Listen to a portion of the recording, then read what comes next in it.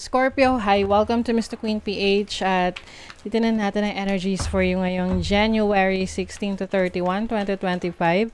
If you're interested in private readings, meron tayong link sa description at sa pinned comment. Paki-check nyo na lang information kung paano mag-book for a private reading. And please subscribe to our channel to show your support.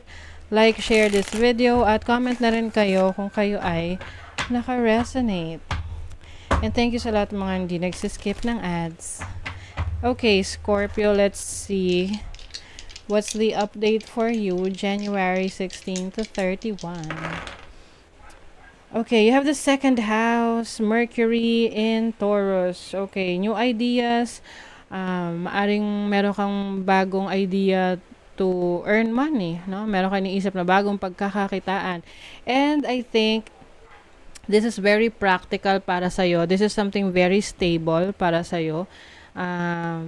Yung iba, this is related to your communication skills, writing skills, or your voice, no? Kung kayo ay magaling kumanta, yan ang talent ninyo. Or yung iba sa inyo into public speaking, or you are sharing your knowledge, your skills to others, so you can really create money from that.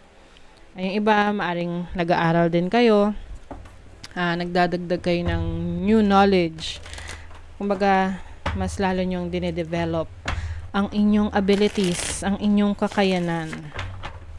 So, let's see what else, Scorpio. Okay, you have the King of Pentacles. So, financially stable. Oo. Some of you, you are a business owner.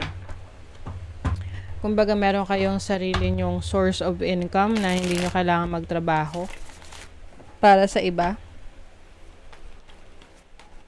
You also have the Ten of Swords, the Moon. Oh, some sort of betrayal, Be careful sa mga pagkakatiwalaan mo pagdating sa pera or sa trabaho.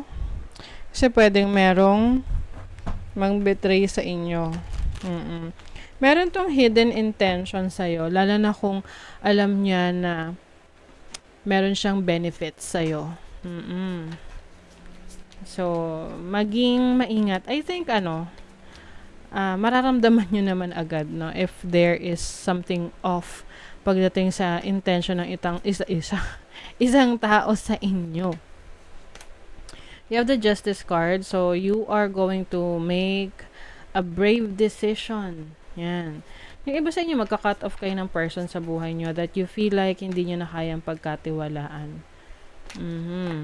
You are also going to a new direction. So, this can be bagong career path, bagong trabaho, bagong business.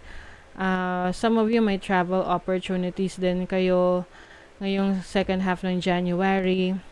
This is also about success. Oo. You have the King of Cups. Very emotional yung iba sa inyo. Maaring merong maging dahilan para maging emotional kayo ngayong second half ng January is because of a person a person who failed you. Kumbaga, sinira niya ang tiwala mo sa kanya, or nadismaya ka sa ginawa niya, or meron siyang kalokohan na nalaman mo.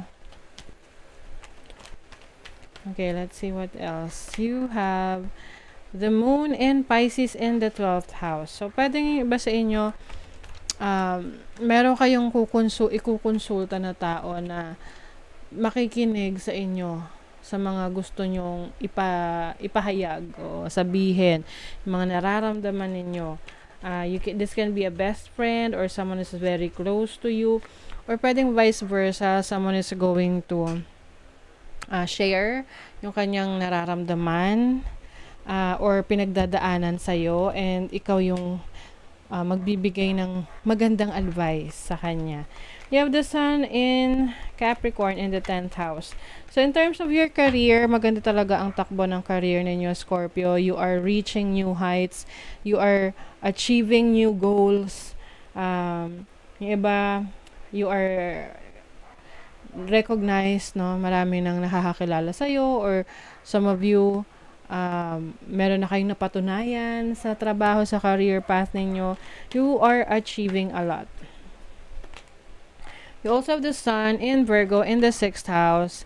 And of course, isa rin sa bibigyan ng focus at attention ng inyong kalusugan. Practicing self-love, self-care. Maaring lalabas kayo to take care of yourself, like magpapaspa, salon, manicure, pedicure, magpapa-facial, ayan.